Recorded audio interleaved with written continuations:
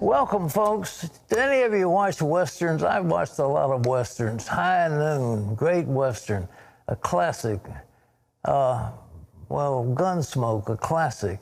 On and on. Chuck Connors, The Rifleman, a Western, all these classics. In every case, it's the sheriff, the lawman, who keeps the bad guys away from the honest citizens. And the honest citizens are almost always afraid to stand up against the gunmen who come in to vandalize their towns. It's a classic. I mean, you write the script. I mean, it's there for every one of those shows. The lawman is standing against evil. And yet the left in America says, let's do away with the police. Are you kidding? How would you like it, folks, if your house got vandalized, if the women were not able to walk down the street safely? How would you like it if your property was taken away from you? You know, they talk about while you're sleeping, strong men are standing guard. Thank goodness they're there. But the left says, oh, no, we want to defund the police. Can you believe that? Well, what does the left want to do? They wanted to have us a nation where everybody is armed. They want to do away with the Second Amendment, though. They don't like that either. So what is the consequence of this drastic action? Gary Lane has more. In Minneapolis, members of the city council gathered with a group of peaceful protesters in Powderhorn Park, where they promised to bring change to the toxic relationship with police in their city. And we're going to create a fear-free future where every life is truly protected and respected. 9 members of the Minneapolis City Council have vowed to defund the city's police department. They say years of racism and mistreatment of minorities, culminating in the suffocation death of George Floyd, have led to this moment. And it's not only happening in Minneapolis. In New York City, Mayor Bill de Blasio is proposing police reform, shifting funds away from the NYPD. I want to make a statement of principle right now that we will be moving funding from the NYPD to youth initiatives and social services. Appearing on CNN's State of the Union Sunday, Housing and Urban Development Secretary Ben Carson opposes the nationwide movement to defund police. Think about the consequences. You want to abolish police departments? Are you kidding me? What happens if you do that? Everybody goes out and arms themselves. They start hiring vigilante groups to protect them. We have total chaos going on. That makes absolutely no sense. The founder of the Black Lives Matter movement says defunding police means shifting priorities and limiting the size, scope, and scale of policing because millions of Americans are concerned about not having the resources to live well. Why can't we start to look at how it is that we reorganize our priorities so that people don't have to be in the streets protesting during a national pandemic? Appearing on the Kojo Nemdi show, Washington, D.C. Police Chief Peter Newsham cautioned lawmakers to be careful moving forward. The number one thing that contributes to excessive force in any police agency is when you underfund it. If you underfund a police agency, that impacts training, that impacts hiring, that impacts your ability to develop good leaders, thoughtful leaders. Democrats in the House are proposing new legislation which would make it easier to prosecute police accused of violating civil rights. Critics say it is aggressively anti-police, and it is certain to receive resistance from Republicans and police groups. Around the country, violent protests are lessening, and even the National Guard is leaving Washington, D.C., where protesters on Sunday turned to prayer, seeking God to provide justice and calm to a nation in need of peace. Similar scenes in other parts of the nation. In Cary, North Carolina, some police officers taking a knee and reportedly washing the feet of community leaders in a sign of humility and service. In Norfolk, Virginia, more than 50 area churches held a peaceful prayer march throughout downtown. In Houston, George Floyd's hometown, a 6-hour viewing is open to the public. A private funeral and burial will be held Tuesday. Gary Lane, CBN News. Well, it seems like to me what they needed to do is fire the police chief in Minneapolis who hired a man who was clearly unsuitable for police duty. He had a number of violations. He shouldn't have been on the force. They need to have police training. We need to have careful training. And also, the police are often from a pretty low segment of society because they don't get enough pay. So it's not a desirable job. They put their lives on their line to go out to defend people, and yet they don't get paid much in order to do that. We need to pay them competently. We need to have serious training, psychological training, weapons training, other trainings in the law, what the Constitution has to say. And we're going to be talking in another couple of days about a nation of criminals. Do you know, folks, there are 300,000 criminal laws in agencies and across America, 300,000. And we're going to be talking about the fact that we have more people locked up in America than any other nation on the face of the earth. And that includes Red China, that includes communist Russia. And yet we in America have more people incarcerated, a nation of criminals, because of all these laws. And we're going to be talking about how important it is. So the police are really going after certain criminals. And I was on a commission a few years ago, and we understood in the case of Washington, D.C., there are about 500 people who are hardcore criminals. If they got arrested and put away, the incidence of crime would have gone down dramatically. But we cannot have police brutality. We cannot allow this. But why? Why do you have it? Well, it's because the police aren't trained and they're not paid adequately, and they need resources. And the temptation, of course, somebody wants to give them some extra money, and the extra money means they turn a blind eye to certain offenses. We don't want that either. You can't have corruption, but if you don't pay them adequately, they've got to live. And so they need adequate pay. Then they need adequate training. And then especially they need training in the civil rights of human beings so they don't violate them. And one thing you don't do is hire psychopaths or people who have got a number of offenses on their record, and you keep them on the force. If that one man in Minneapolis had been taken off the force, we might not be having the terrible, terrible tragedy we're having. Well, we shift gears a little bit right now. In other news, New York City is going back to work as the lockdown begins to lift. And new research shows that without the stay-at-home orders, millions more Americans might have caught the COVID virus. Ephraim Graham has that. Pat, a new study shows stay-at-home orders prevented 60 million cases of the coronavirus in America. Today, the epicenter of the pandemic is starting to reopen. New York City beginning phase 1. Hundreds of thousands of workers are returning to their jobs. The public transit system is ready with social distancing guidelines in place and hand sanitizers and masks available. The buses and trains will be sanitized at night. Across the city Sunday night, landmarks displayed blue and gold to honor New Yorkers who stayed inside for months. More than 30,000 people in the state have died from the coronavirus.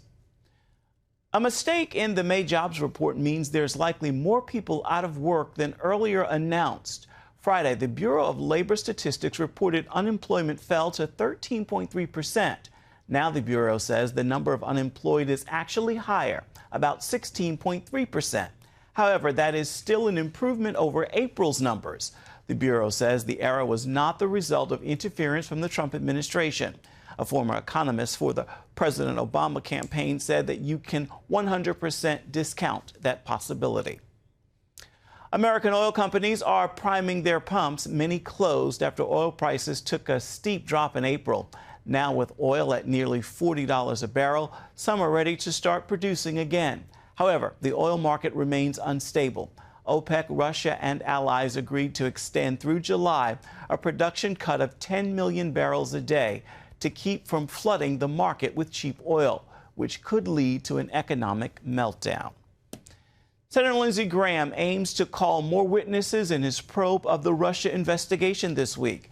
The Senate Judiciary Committee is looking into how the FBI made multiple mistakes leading up to the Mueller investigation. CBN News' national security correspondent Eric Phillips has more. Tense moments for headline witness, former Deputy Attorney General Rod Rosenstein. He tried to explain that while he is accountable for mistakes made in the infamous Operation Crossfire Hurricane, he should not be to blame for them. But we spoke to one expert who begs to differ. Every application that I approved appeared to be justified based on the facts it alleged. And the FBI was supposed to be following protocols to ensure that every fact was verified. The former Deputy Attorney General took a lot of heat from members of the Senate Judiciary Committee. That's because Rosenstein approved so-called FISA warrant applications that ultimately led to the investigation of Russian involvement in the 2016 presidential election and any link to the Trump campaign. An Inspector General's report found several application violations, including some with misinformation sent to judges who would approve those applications. This investigation, Crossfire Hurricane, was one of the most corrupt, biased, criminal investigations in the history of the FBI, and we would like to see something done about it. Who should we hold responsible? What do you want this committee to do? The other side wants us to do nothing. They don't want to talk about it. They're happy for these abuses to go on, apparently. What do you suggest that we do? I think, Senator, there are issues of accountability and blame. I'm accountable. I'm here being chastised by you, and that's part of my accountability. But the question is blame. What went wrong? Adding fuel to the fire, this recently released FBI document that started the whole investigation. Notice that it's from controversial FBI agent Peter Strzok to Peter Strzok, approved by Peter Strzok. Experts say it was poorly constructed and did not make a case. Democrats contend, however, that the IG's report indicated Operation Crossfire Hurricane was justified despite the errors and led to findings of Russian meddling. Congress should not conduct politically motivated investigations designed to attack or help any presidential candidate, Mr. Chairman, period. This would be true at any time, but even more so now, as our nation confronts the brutal police killing of George Floyd and its aftermath, and remains in the middle of a public health and economic crisis. We're sitting here showing the American public that we argue with each other very well at a time that Rome is burning. Former Assistant Federal Prosecutor John O'Connor told CBN's Gary Lane, America cannot let this ride. There was FISA abuse in the sense that we now know that the court was lied to multiple times in multiple ways. And everyone who is responsible and had any idea of the falsity, and that is to say the concealment in the presentation, should be prosecuted. We have a whole battery of wrongdoing here, and it is sickening. It's more and more of a rat's nest every time we get a new disclosure. Committee Chairman Lindsey Graham says here's the reason to continue probing. If you knew then what you know now, would you have signed the warrant application? No, I would not. Senator Lindsey Graham wants to subpoena more than 50 more potential witnesses. Democrats call that overkill, but say if it's going to happen, they want to call some witnesses of their own. Of course, this is all in addition to the criminal investigation into the origins of Operation Crossfire Hurricane being done by U.S. Attorney John Durham. Eric Phillips, CBN News. Thank you, Eric. More witnesses to come. Pat? You know, ladies and gentlemen, this country was racked by charges and countercharges. We had a federal prosecutor appointed by Rosenstein. He was a buddy of Rosenstein's. Rosenstein not only put him in office, but he extended his term beyond what had been given. The FISA warrants were based on fraudulent information, and yet before it was finished, we had a president who was indicted. We had a criminal trial of that indictment in the Senate. We had to look for weeks and weeks and weeks as the nation was occupied with that when we should have been occupied with much more important business. And all of this came to nothing because there was nothing there. And yet, because of Rosenstein and his buddies, all those FISA warrants were issued, and they were on fraudulent grounds. And the prosecutor by Mueller, he found nothing, and yet they continued to extend his term. And then Rosenstein, it was said, he claimed, and then he said, oh no, I didn't do that, but that he was supposed to tape President Trump to show that he was unfit for office and could be taken out of office on account of the 25th Amendment, showing he was incapable. And then Rosenstein said, no, I really didn't do that, but he bragged that he had. I mean, it's just a mess. And, you know, then we have the sitting attorney general who recused himself and left the whole mess in Rosenstein's hands. And then he, in turn, turned it over to Mueller. And then, I mean, we were locked in this thing for years. And the greatest nation on earth was torn apart. And then we find that Peter Strzok and his girlfriend were sending faxes back to one another and approving activity that should not have been approved. And here again at the heart of the FBI, something needs to be done. I'm a great fan of the FBI. It was a wonderful organization, but the corruption that is being shown there, we must get to the heart of it. This isn't some kind of a witch hunt. It's got to be taken care of, because if we don't deal with it now, we'll have to deal with it sometime in the future. And the so-called deep state and all those in the intelligence department who had worked under Obama were out to get Trump, and it's just horrible what went on. So we don't need that anymore. Our country is faced with many, many problems, and we don't need to make any more problems. I commend Lindsey Graham. He's doing the right thing, and I say go get him, Lindsey. I mean, we've got to do it. So don't hesitate. Don't listen to the voice of caution that says, no, we can't open this festering sore. I think the best way to heal a festering sore is to open it and put some antiseptic on it, and that's what's got to be done. Ephraim? Pat, the tropical storm that hit the Gulf Coast Sunday is now headed north as a tropical depression. CRISTOBAL came crashing ashore Sunday afternoon in Louisiana, leading to dangerous weather farther east, sending waves crashing over Mississippi beaches, swamping parts of an island town in Alabama, and spawning a tornado in Florida. That was one of 8 confirmed tornadoes hitting Florida this weekend. Okay, Penny, get inside. Get inside, girls. After causing so much damage throughout the South, now the storm is heading north and could possibly reach as far as Wisconsin. Christian apologist and theologian Timothy Keller says he has pancreatic cancer and is asking for prayer as he begins chemotherapy. The popular Christian author and pastor announced the news on Instagram and Twitter Sunday morning. Keller said 3 weeks ago he did not know he had cancer, and the doctors found it through, quote, providential intervention. He said, God has been remarkably present with me through all the many tests, biopsies, and surgery of the past few weeks. In his post, he also shared 4 specific prayer points, including praying for more of God's presence and joy during this time. You certainly are getting our prayers. Pat?